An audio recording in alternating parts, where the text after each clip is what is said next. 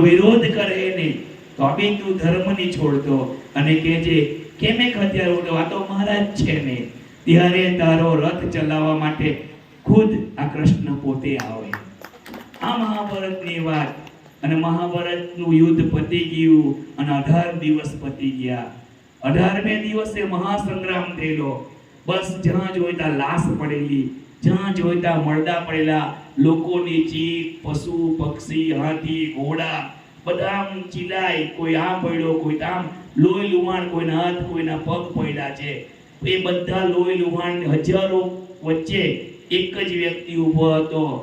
ફરતે ફરતે એની લોહી લુહાણ હતું, કપરી સ્થિતિ. એક જ વ્યક્તિ કમર પર હાથ મૂકીને ખુશ થતો હતો, તે કૃષ્ણ હતો. ત્યારે કોઈને એમ થાય કે આટલી મહામારી થઈ, આટલા વિકટ પરિસ્થિતિમાં પણ કોઈ વ્યક્તિ કમર પર હાથ મૂકીને હસે, એ શું છે? એ કૃષ્ણ છે. એ કૃષ્ણ નહીં મળે, એ તારો આત્મા છે.